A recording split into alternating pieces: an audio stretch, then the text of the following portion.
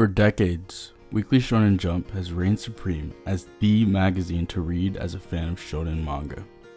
Home to the majority of the heavy hitters in the manga industry, Jump has cemented itself as a staple in not only the world of comics, but media in general. But having such a high status also comes with the rigorous selection process. Any aspiring mangaka likely dreams of being able to grace the pages of Jump, but despite the number of eyes the fans have on the magazine, no series is guaranteed survival. Shonen Jump is rather notorious for giving series the axe, leaving countless stories left untold, forever forgotten in the annals of the magazine. Until today. I don't know why, but I've always had an obsession with canceled series. I think I just love fantasizing about what could have been if allowed to reach their full potential. And today, we'll be doing just that, highlighting 3 canceled Jump manga that piqued my interest and trying to determine where their stories could have gone if fully realized. First up, we take a look at Red Sprite. Written by Tomohiro Yagi, Red Sprite hit Jump's pages back in 2016 as a part of the Jumpstart Initiative, a program that focused on debuting new manga with 3 chapters instead of 1, and went on to introduce new readers to some of Jump's biggest series in recent years. Its story plays closely into the traditional shonen formula you know and love, with the added twist of a focus in electrical engineering. The series follows the main protagonist of Tatsu Frompt, an orphan raised in an isolated village with 6 other children. Advancements in technology have been made possible thanks to the help of thunder cores, powerful sources of electrical energy mined from fossils. Thunder cores can power just about anything, but the kids are only interested in one thing: airships.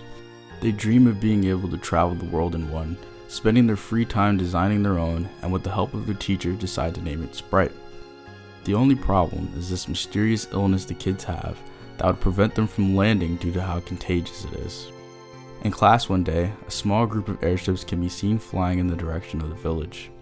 Their teacher, Durant, recognizes this as an attack and yells out to the kids to get down, just before being hit with a massive explosion. Walking through the aftermath of the attack, we are introduced to Lieutenant Colonel Shepard, who claims he was able to find them due to the electromagnetic waves emitted from Mono, one of the kids at the orphanage. Shepard goes on to explain that he's here to capture the children, and in response to the combined effort of Tatsu and Durant, the teacher is able to save our MC, forced to leave the other children behind. After reaching safety, Durant begins to tell Tatsu the truth. After spending thousands of years underground, the power of the thunder cores have diminished. In efforts to bring out the latent power of the cores, the government has been conducting illegal experiments, implanting children with thunder cores and using them as human batteries to power the world. Durant previously worked for Shepard while being a thunder core human himself, defecting in an effort to atone, bringing the kids with him. Succumbing to his injuries, Durant uses the last of his electricity to activate the thunder core within Tatsu, awakening his latent power, his high-speed conductive core blood. Essentially, the electricity enhances his muscular and nervous systems to move extremely fast. As Durant takes his last breath, Tatsu promises to not only save all of his friends, but all Thunder Core humans. 6 years in the future, we see a military airship headed by none other than Shepard, where we see multiple Thunder Core humans imprisoned. Before anyone can blink, the platform collapses and we find out it's Tatsu, who is now known as Red Lightning, here to liberate everyone. After defeating Shepard and freeing everyone, they hijack the airship and begin their journey to rescue the remaining children and all Thunder Core humans. Overall, I thought Red Sprite was okay. Definitely wasn't terrible, but didn't stand out to me much either. The premise is interesting. Having electrical engineering centered battles are very unique, but I can understand why that could come across as boring for many readers. In a general sense, the series reminds me of what you would get when you combine the Promised Neverland with Fire Force. Kids rescuing other kids from being used and abused by the elite, and everyone's powers are related to electricity in some way. We did get to see another Thunder Core human who could use magnetism, but I see how having such a limited power system could be dull for the series' action. But Red Sprite also has its good qualities as well. For a series with only 14 chapters, it has a surprisingly strong sense of world building. Learning about the history of Thunder Cores and how it's advanced society, the political climate of the world and its various kingdoms, many of whom being insanely corrupt as you might imagine, and traveling to different nations assisting them in their wars.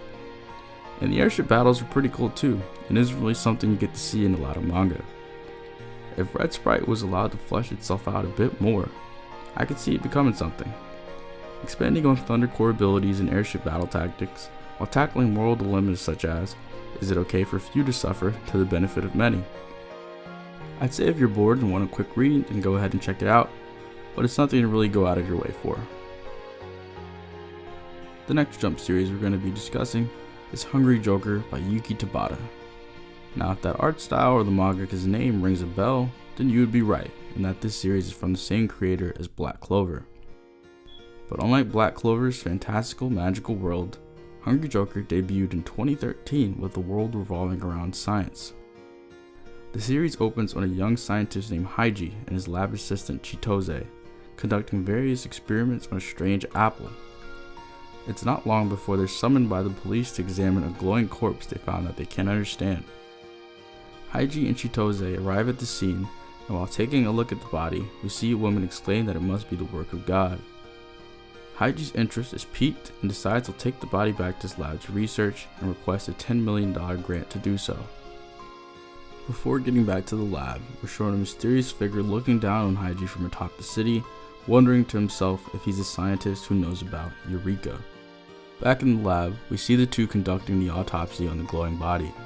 During the autopsy, we learn that Haiji has no recollection of his past, his only memory of himself being surrounded by a mountain of glowing corpses and the black apple we saw him experimenting on earlier. Haiji notes that the apple is not normal, and any damage done to it is instantly regenerated. He goes on to explain that the apple is that of the gods and was the same apple that was used by Isaac Newton to discover the laws of gravity, Newton's apple. Haiji clarifies that it wasn't Newton who discovered the laws himself, but the apple that imbued its knowledge of gravity within him once he licked the juice. Now, this isn't addressed in the first chapter, but as the series goes on, we learn that Newton's apple is actually one of the Eureka, and I will address that later in the video. The guy we saw earlier in the chapter looking down at Haiji followed him to the lab and successfully revived the corpse into a monster. While the monster is terrorized in the lab, Haiji is both trying to escape and is becoming equally intrigued by what's happening. The monster ends up causing a massive explosion that ends up resulting in Haiji being impaled by the debris. Seeing no other alternative, Haiji asks Chitose to hand him the apple, and he takes a bite. Biting Newton's apple, Haiji is granted control over gravity, levitating in the air and impaling the monster with the same debris that almost killed him, before focusing the weight of his gravity in a way that splits the monster in half. After the fight, we learn that a secret organization has been made aware that another Eureka has been awakened. Alright, I thought that Hungry Joker was pretty damn good. Black Clover bias aside, Tabata's artwork never fails to impress, and it's cool seeing potential early inspirations for Black Clover characters, such as Vivian and Noelle, Alan with Mira and Yuno with Belle, and lastly Noct and Seki. And while storytelling may not be his greatest strong suit, Tabata's writing always succeeds in keeping you engaged long enough for what he does best, over-the-top abilities. It seems that every time you turn around, Black Clover's characters are either getting a new form, a new weapon, a new spirit, a new whatever, and Hungry Joker seems to follow some of the same trends. Now, after hearing about them so many times with no explanation, Eureka are powerful scientific artifacts, granting the users abilities related to the scientific discovery they're associated with. And this just might be one of the coolest power systems I've ever seen in a manga.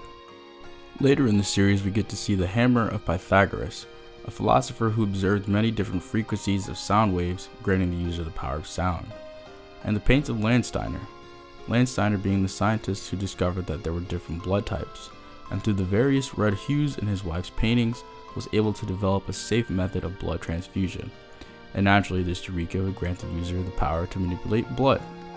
There's a bunch of Eurekas packed into Hungry Joker's short 24 chapter run that I could get into, but you get the idea. This shit makes science look cool years ahead of Dr. Stone. And aside from the cool power system, I think that the world building and the character designs are what made me enjoy this series so much. Every arc is a new location, and the story takes place in the real world, so we get to see the cast travel from Japan, to the UK, to France, to Italy.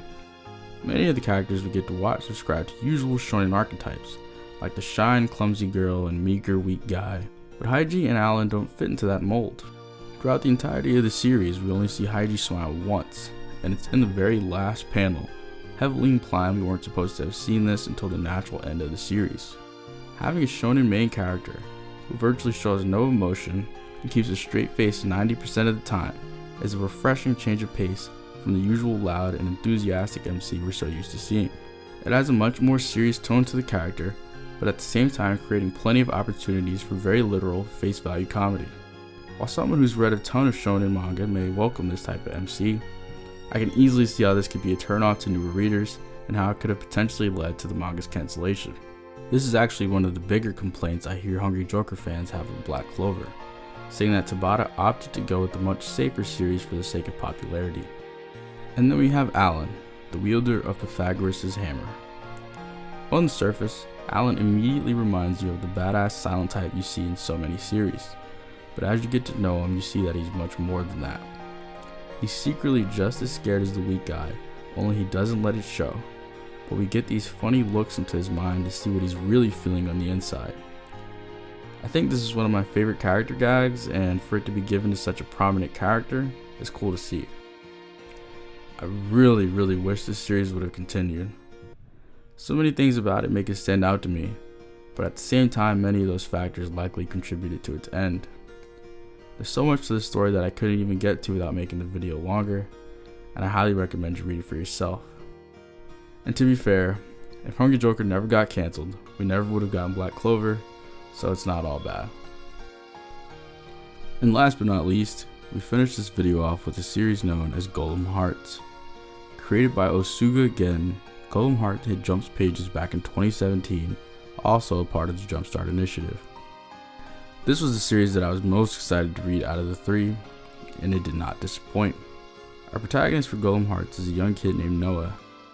We open the series seeing him being thrown out of multiple shops, making things terribly worse for people when he was supposed to be helping, largely due to his uncontrollably abnormal strength.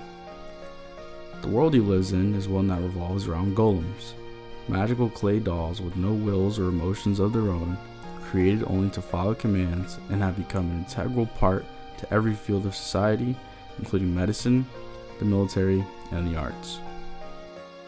We're also introduced to Noah's master, the Arcanist Lamak. Arcanists are the people who create golems and make a living maintaining and repairing them using a power known as Golem Arts. We quickly learn that similarly to Noah, Lamak isn't very good at what he does, causing adverse effects to the golem she's supposed to fix.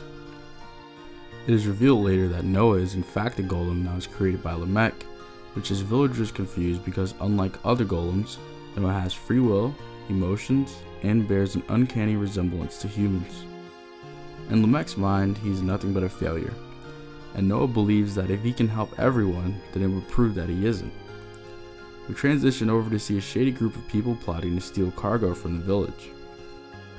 The next day, the owner of the items drives up to town to find a lead, and Noah admits that he moved the crates that the cargo were in, but didn't take any of the contents. Noah is berated by the owner, realizing that many townspeople dislike and are afraid of him due to being an unusual and rather unhelpful golem. Saddened, Noah runs away, but is followed by Lamek. Feeling useless, Noah tells Lamek that maybe it would be better if he never existed. Lamek immediately shuts him down, reminding him that Noah's helpful personality is the best part about him. Cheered up, it is here that the pair set their goal to become the world's #1 Arcanist, but after realizing that they can't both be #1, Noah decides to aim for #2 to ensure his master takes the top spot. Back at their home, the two are awoken by a small mob led by the man whose cargo is stolen. Lamek approaches him outside and is told that they're here to destroy Noah, as the villagers have been afraid of what he can do as an abnormal golem, and Noah overhears the conversation. Lamek stands his ground, asking the man what he would do if someone came to him and said the same thing about his daughter. Lamek is punched by the man, exclaiming his ideals that humans and golems are not the same. Lamek naturally disagrees, stating that no matter what, Noah is his son and would trade his life to save his. In the midst of the altercation, We learn that there's been a kidnapping, and we can see the man's daughter being carried away by a military golem controlled by the true thief. Knowing that Noah is the only one that can save her, Lamek calls him outside and activates Golem Heart acceleration as the man begs for his daughter to be saved. Noah tails the golem at super speed with Lamek on his back, and unable to control his strength, jumps extremely high into the air when dodging an attack. Unable to dodge while in the air, the pair is selflessly driven to save the other. While tanking the explosion for Lamek using his golem body, Lamek activates a level 5 golem art known as Paladin, turning his arm into a sword and cuts the golem in half, saving the child. Upon returning to the village, the man thanks the two for saving his daughter, apologizing to Noah for his harsh treatment. I really enjoyed Golem Hearts, maybe the most out of the three. It has a much warmer atmosphere, having that great balance of silliness and seriousness that I love in Shonen. Noah is an extremely lighthearted character, so seeing him juxtaposed to darker parts of the story, like when we see two high-ranking arcanists impaled in a ruined temple, creates a much greater sense of danger and evil. Fights in Golem Hearts center around the arcanists and their golems for most fighters, buffing them and directing their attacks with golem arts. Noah later learns how to use golem arts on himself, making him the most unique fighter among the cast. Many of the golems and golem arts we'll see later on are pretty hype, and I would have loved to see how Gen's creativity evolved as the series went on. Unlike the other series in this video, Golem Hearts is the only one that technically has an ending, despite how rushed it may have been. Spoilers for anyone who plans to read Golem Hearts on their own, which I very much recommend that you do. We actually get to see Noah defeat the main villain, whose name is literally Garbo, and actually become the #1 arcanist before granting the honor to his master Lamek, just as he said he would. What Osuga Gen was able to do in just these 15 chapters makes me wish for another serialization from him. He was actually published a second time in Jump with a new series back in 2021 named Duran Dororan that was unfortunately also axed, but I will be patiently waiting for the day we get a full long-running series from them. As much as we love Jump, we can all admit that they have a tendency to be a little too trigger-happy. I mean, even outside of this list, I can already think of a few series that I would have liked to see flourish for a little while longer, but at the same time I do understand that above all else, Weekly Shonen Jump is a business. If readers aren't enjoying the stories, then magazines don't get sold, which means nobody gets paid, which means no manga for us to read. But while accepting that unfortunate reality, we can make it a habit of ours to remember and preserve the series we enjoyed that weren't able to make it, as they're a part of Jump's history as well. Thank you so much for watching.